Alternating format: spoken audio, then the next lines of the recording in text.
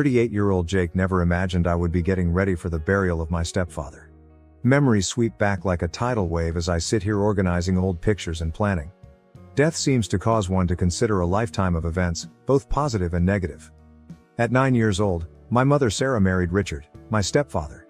The wedding day seems to me like yesterday. Mom looked lovely in her basic white outfit, hope beaming in her eyes for a fresh start. Richard, on the other hand, seemed to be stressing his austere attitude by wearing a black suit. Even on what ought to have been a happy occasion, he insisted on a solemn demeanor that I would come to know all too well over the years. Richard was a rigid man right from the beginning. Particularly when he turned to face me, he always seemed to be permanently frowning. Often I questioned whether he simply had the means to relate to a child who wasn't his own or if he harbored resentment at having to assume the position of stepfather. Growing up with Richard was not easy. From my grades to my wardrobe to even how I handled my fork at meals, he attacked everything I did. "You need to work harder, or this cruel world will chew you up and spit you out," he said almost daily. Looking back, I wonder if Dad was attempting to equip me for life in his own flawed manner. Even if at the time I believed he was just being nasty. His rigidity permeated every sphere of our life. I had to sit up straight, use the proper fork, and only spoke when spoken to during family get-togethers. Any departure from his expectations was greeted with a stinging stare or a harsh correction. Family vacations, which ought to have been lighthearted and leisureful, were more like military drills than pleasure excursions. Richard would schedule everything down to the last minute, heaven help us should we stray from the plan. One vacation I recall we missed a turn and arrived at a museum 15 minutes late. For the rest of the day Richard was in a terrible mood, grumbling about lost time and inadequate preparation. Everything changed 3 years following the wedding when my stepbrother Michael was born. Richard suddenly had his own son, and it was obviously clear whose favorite was. He poured love and compliments on Michael. Richard's smile was unlike anything I'd seen till he held his newborn kid. It revealed a part of Richard I never knew existed, like a switch had been turned on. I was envious and furious. When I was 12 years old, I couldn't comprehend why Michael received all the love and attention while I just got harsh looks and criticism. The difference was clear and agonizing. Michael's achievements, no matter little, were honored with great celebration. Even if they were notable, my own successes were greeted with a nod and a remark on how I can improve next time. Mom would try to reassure me when I protested to her about the unfair treatment. "Richard loves you too, Jake," she would say, her eyes begging me to understand. "That's just rough love. He wants you ready for the world." Still, it didn't feel like love to me. It seemed like continual disappointment as Richard saw me always failing. Our family dynamic changed in ways I never would have predicted throughout the years. Mom became ill at 25, and we all gathered around her. Richard stayed stoic even then, but I sensed compassion when he felt nobody else was looking. When Mom thought I wasn't in the room, I would observe him softly changing her pillows or crutching her hand. It was the first time I understood that Richard's lack of affection could have been more a result of his personal constraints than of his sentiments for us. 2 years later Mom passed away, and it felt as though the glue keeping our family intact had broken. Tears and quiet prayers defined the funeral. Richard stood like a monument all through the service, his face a blank mask. Though the wall between us seemed insurmountable, I wanted to get in touch with him to express our loss. Then 21 Michael left soon after Mom passed away. He launched his own family after tying the knot with Emma, his high school sweetheart. It was only me and Richard in that large mansion loaded with memories suddenly. I gave moving out some thought as well, but something held me back. Perhaps it was a feeling of obligation, or perhaps deep down I was still that small boy yearning some indication of approval from the guy who had been my father figure for most of my life. Looking after Richard in his latter years was difficult. Fighting the restrictions his aging body placed on him, he was as tenacious and critical as always. There were days when our conflict was so thick you could cut it with a knife. But occasionally too I felt short sparks of thanks in his eyes. Like the time I stayed up all night with him during a sick attack, or when I learnt to make his preferred foods as he grew too frail to stand at the stove himself. Those were uncommon events though, and most of the time I felt as though I was looking after a stranger who happened to live in my house. We were living in a tense truce, neither of us entirely sure how to close the distance that had widened between us over years. Richard's character made me never even consider entering a relationship or getting married. I wanted none of the same issues I was experiencing from my wife or girlfriend to confront. Richard's gone at 65, taken unexpectedly in the evening from a heart attack. Everyone is showing their respect as I get ready for his burial. Michael arrived with Emma and their children, Lily 5 years old and Max 3 years old. I hadn't seen him in years until now. Though he seems older and more austere, I recall from our early years that he exudes entitlement about everything. The funeral was a depressing event. I stood there listening to people talk about Richard, a fantastic man who always placed family first, a pillar of the community, and I wanted to find fun in the irony of it all. Knowing the same man I did they? To me, the Richard they described seemed to be a stranger. Michael drew me aside as folks were departing once it was all over. I considered that perhaps he wished to assist each other in our sadness, to reconnect, or to share memories of our childhood. Rather, he delivered a startling blow that left me whirling. "So, about the house," he said. His voice laid back as though we were talking about the temperature. "I'll need you to leave by the end of the month." "Not sure," I glanced at him. "What are you talking about?" He groaned and cast an intentionally obtuse glance at me. "Clearly, the house. Dad turned it over to me. Ultimately, I am his genuine son. You never imagined he would leave it to you?" I thought of myself as having been gutly pounded. This was how it turned out, all these years of trying to be the son Richard wanted and of looking after him. Part of me wanted to fight for what I felt I had earned over years of conscientious living. But another side of me, the one still feeling like that 9-year-old lad yearning for affirmation, wanted to withdraw. "Fine," I answered, my voice empty. "I'll be out by the end of the month." Not only for Richard, but for the family I never really had, for the bond I had always hoped would grow between Richard and me but never did, as I watched Michael walk away arm around Emma, kids running ahead. That evening I began packing among boxes of memories I wasn't sure I wanted to save. Sorting through years of accumulated belongings, I couldn't help but wonder whether Richard had been right all along. Sometimes you still ended up with nothing to show for it. The world was harsh. Update: I sold out of my childhood house a week ago. For now, Mom's sister Linda is here with me trying to decide what to do next. Thinking about Michael and how we got here, I lie awake at night staring at the foreign ceiling. Michael obviously was the preferred child growing up. Richard doted on him in a way he never did with me from the time he was born. Birthday celebrations with all his friends invited, new toys just because, please smiles when he brought home a good report card, all things I had longed for but never received. I recall one birthday Michael was around 8 years old. Richard hired a whole arcade for his buddies and himself. At the time, I was 17 and couldn't help but contrast it with my own birthdays, which often featured a quiet meal and perhaps a small gift. But Michael aged and something changed. The sweet little lad who used to follow me about wanting to play developed into a depressed adolescent who appeared to hate everything and everyone. He started to treat me like I was invisible and spoke angrily back to our parents. It was like seeing a stranger seize my little brother's body. One specific occasion comes to mind when he was around 16.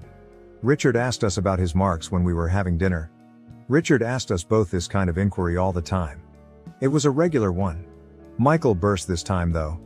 He began screaming about how he despised living under Richard's control and how sick he felt of the pressure. He bolted from the house, slamming the door so fiercely a picture fell from the wall. Richard seemed to be sitting there, looking older and sadder than I had ever seen him. Instead of the angry man I had anticipated to pursue Michael and drag back. Michael's behavior just became worse as he grew older. He began courting a series of girls, each relationship ending hazily.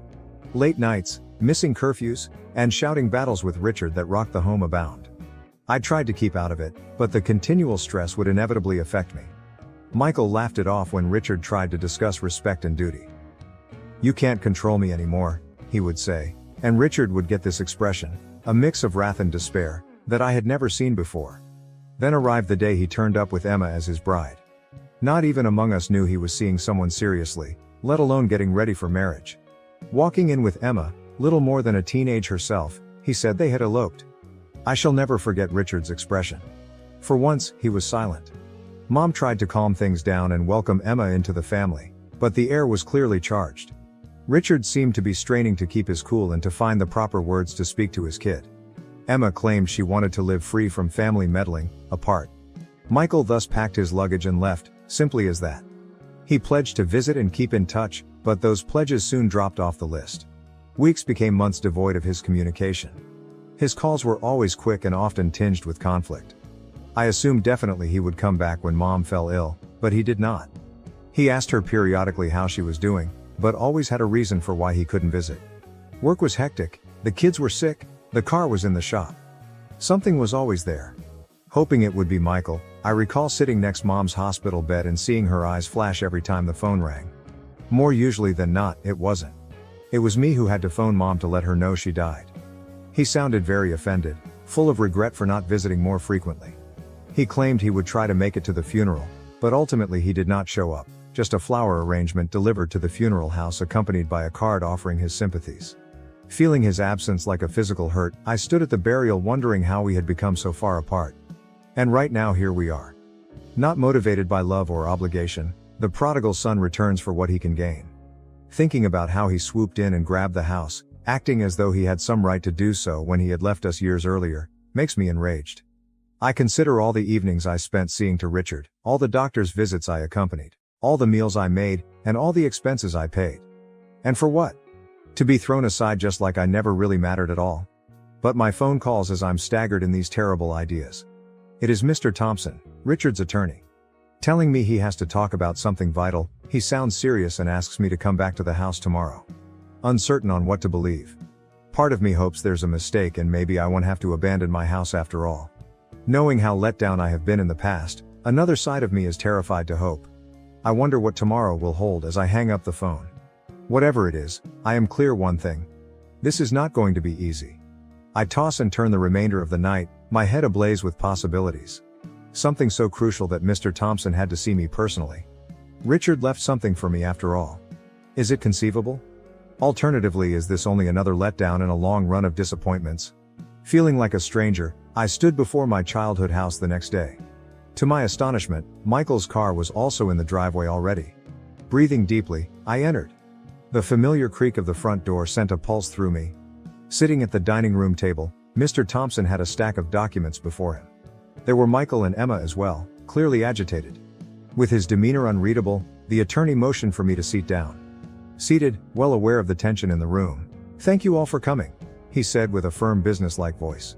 "I know this is a tough period, but there are some crucial issues about Richard's will we should talk about." Michael slanted forward, a smug grin on his face. "Let's wrap this up. I would want to start right away as I have plans for this home." Mr. Thompson cleared his throat, seeming uncomfortable. "We should really talk about that. Richard's will states that Jake has been left the house and in fact all of his possessions."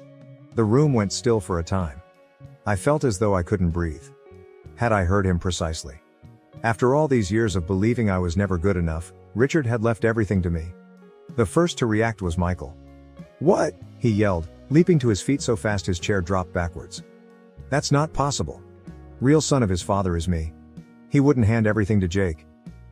Mr. Thompson stayed cool under Michael's rage. "I'm rather worried it's rather obvious. Richard's will specifically says that Jake is to inherit all of his possessions, including the house, his savings, and his personal items." What I was hearing defied belief. It seemed illogical. Those years of criticism, of feeling as though I could never measure up, and now this. Michael was pacing now, his face flushed with rage. "This is nuts. When he composed this, he must have been insane. I'll dispute it. I'll bring this before court." Mr. Thompson gave a head shake. "That is not what I would counsel. Richard prepared this will rather carefully. He included a letter outlining his choice and had it attested and notarized. Challenging effectively would be quite difficult." Michael turned to face me, his eyes flaming with resentment. "You did this, did not you? You somehow twisted him against me." Still in disbelief personally, I raised my hands. "About any of this I knew nothing. I assumed he was forwarding everything to you." Before things could get much more heated, Mr. Thompson stepped in. "If I may, I think Richard's letter might help to clarify his choice." Pulling out an envelope, he started to read. To his sons, "Should you be reading this, I am gone. Though I hope I can clarify, I know your two may find my choice shocking. I have made lots of mistakes over my life. Among my largest was not treating both of my sons equally in terms of love. I expected too much from Jake, was too demanding, never showed enough affection. And I treated Michael too kindly. I never set appropriate limits or imparted any lessons of value. As I considered my life in my last years, I came to see something crucial. A real son is defined by behavior rather than blood. And in that sense, Jake behaved as a real son ought to. He stayed with me through trying circumstances and looked after me even when I didn't deserve it. All the traits I attempted to teach but failed to show myself, patience, kindness and responsibility, he exhibited. I am so leaving everything to him, not as a punishment to Michael but rather as a tribute to the kid who really embodied the ideals I cherish. I hope you both have the compassion to see and pardon the errors of an elderly guy." The room went still once Mr. Thompson closed his book. Tears came to me. a lifetime of feelings rising inside me. All those years I felt Richard didn't care, that he considered me a disappointment. But he had been observing, noting, valuing in his own unique sense. Michael froze momentarily, his face a mask of shock and rage. Then he silently seized Emma's hand, rushed out, slammed the door behind him. His automobile started up and ran out of the driveway. The last act of disobedience was a tire screech. Turning to me, Mr. Thompson wore a gentle grin. "I know this is a lot to absorb, Jake," he continued. "Richard expressed his preferences quite precisely. He wished for you a safe future free from financial concerns." I nodded, still not sure I understood exactly what had transpired. "Thank you," I managed to say. "I need some time to consider all this." Mr. Thompson stopped as he neatly folded his documents. "There is still one more item. Your stepfather left you a personal note as well. You read it in private?" he questioned. He gave me an envelope with my name written in Richard's recognizable handwriting on it. I took it knowing that within our words I had waited a lifetime to hear with shaky hands. I sat by myself in the quiet house flipping the envelope in my hands after Mr. Thompson departed. At last I plucked the will to open it and read. "Jake dear, though I know I've never been excellent at communicating my emotions, hopefully this letter will help to offset some of my faults. I'm glad of the man you have evolved into. Though I failed as a parent, I had a challenging upbringing and never taught appropriate affectionate behavior. I reasoned that the best way to equip you for life was to be rigorous and challenge you. I regret the suffering I caused you. Now I understand I was mistaken. Particularly in these last several years, your compassion and commitment have shown me what actual strength and integrity look like. You now more than ever reflect the guy I always dreamed you would be. I apologize for not telling you these things when I was living. With my last wishes and this letter, maybe, you will have some peace and protection. Remember yourself, son. You are deserving of all the joy available. Love, Richard." Tears came down my face as I closed the book. All those years of feeling inadequate, of thinking Richard didn't care, and now this was overpowering. Over the next days I battled to make sense of everything. Once a cause of stress and bad memories, the house felt different now. It belonged to me, in a deeper sense as much as legally. It was evidence of Richard's affection, sincere if spoken too late. Michael hasn't gotten in touch since he departed that day. Not sure whether he will. Though I know it will take time, part of me hopes we can reconcile someday. The pain is still raw, and our distance seems more than it did years ago.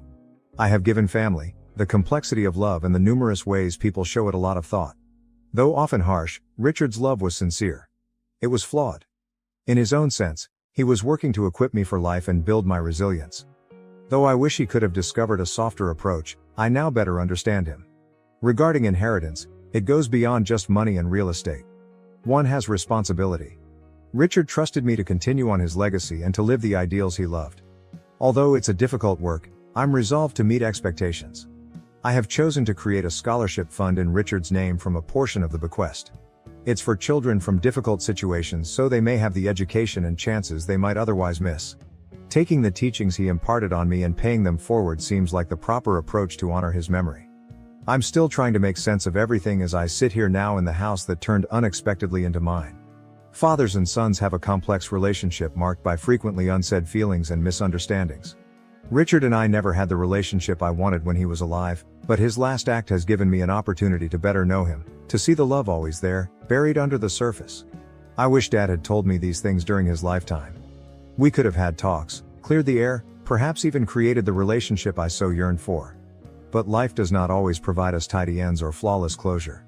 Right now, I'm concentrating on respecting Richard's memory by practicing the ideals he sought to inculcate in me. Work hard, be conscientious, and most importantly, love those who matter. I'm glad to be carrying on a legacy. Looking ahead, I experience a range of emotions: sadness for what was lost, thankfulness for what I have, and hope for what is to come.